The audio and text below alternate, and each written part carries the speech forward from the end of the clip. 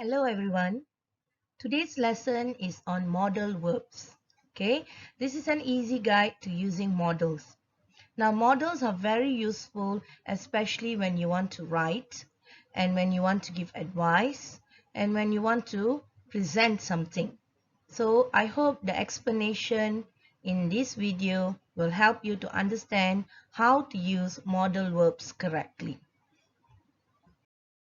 Okay, let's first look at what are modal verbs. Modal verbs are auxiliary verbs. They add extra meaning to the main verb in a sentence. They are used with other verbs to express ability, permission, obligation, possibility, giving advice, offering, and many more. We will look at examples of these later. Most modal verbs have more than one meaning. They show functions such as urgency, possibility, determination, choice, or ability. Let's look at one example. You must see a doctor immediately. Here, the modal verb must shows urgency or necessity. Here, the main verb is in the infinitive. Okay, next, let's look at can and could. Use can when you want to show that someone knows how to do something or has the capability to do it. For example, I can play the piano. That means I have the ability to play the piano. Alice can draw beautiful pictures. So that means Alice has the ability or is able to do or draw beautiful pictures. Now you use could when you want to talk about things that happened before or is in the past. I could run very fast when I was younger. Probably now you are not as fast as before. So the ability was in the past. Okay? Sammy could only speak Tamil when he was small. Now, probably Sammy has already learned another language and he can speak more than Tamil. So, could is actually like the past tense of can. Okay, again, can, could, and may. Now, just now we looked at can and could to show capability. Here we are going to use can, could, or may to ask for permission. What do you mean to ask for permission? You're going to ask whether you are allowed to do something. Okay, for example, can I go with my friends to the party? Dad, could Rita go with us, please? May I be excused? So here the tip to remember is use could I or may I when you want to be very polite. Again, can and could is used here and would. Now, use can, could and would to make a request. That means when you want to ask somebody to do something. Okay, for example, can you show me where the office is, please? Could you kindly wait here? Would you pass me the salt, please? Now the tip to remember, use could you or would you when you want to be very polite. Now asking for permission is different from making a request. When you ask for permission, you ask the listener if you or someone else may do something. When you ask the listener or someone else to do something for you, then it becomes a request. You get it? Okay. Let's look at another one. Must, should, and ought to.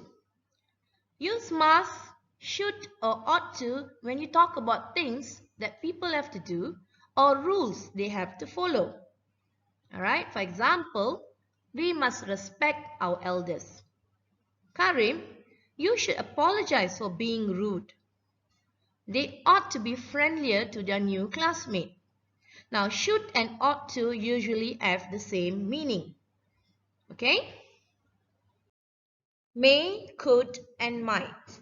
Use may, could, or might to express the possibility that something will or will not happen. For example, we may go to the cinema today. I could make a handbag out of this old dress.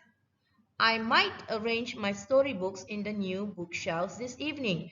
So here, might expresses greater uncertainty than may. Okay? it means it is less likely to happen. Alright?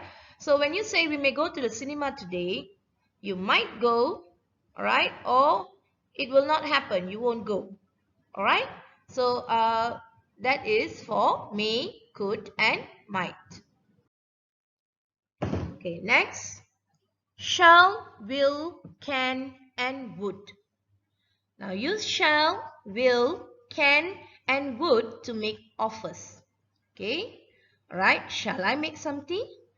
I will bake a marble cake for your birthday. Can I get you a drink? Would you like me to help you? Now we usually make an offer in the form of a question. Okay?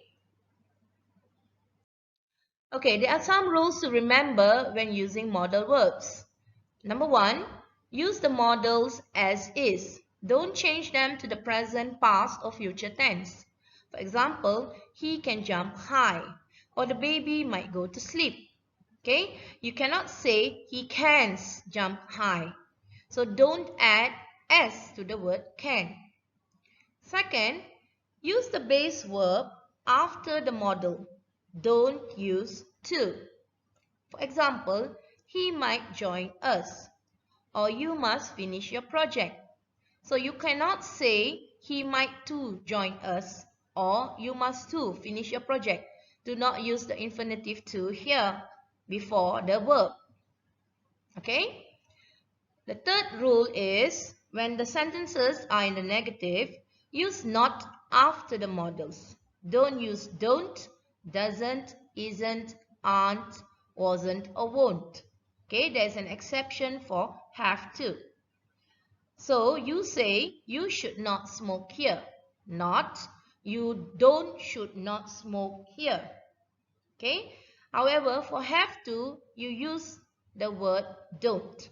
You don't have to do that. You don't have to go to the office. Okay. So you can use don't for have to. Okay. That's the only exception. Okay, we have come to the end of the lesson. I hope you have understood the notes that I've shown you and the explanation that I've given.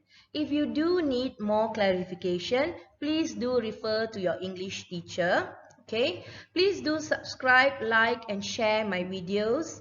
And I hope to see you in another lesson. Thank you. Thank you for watching. See you in another lesson. Bye.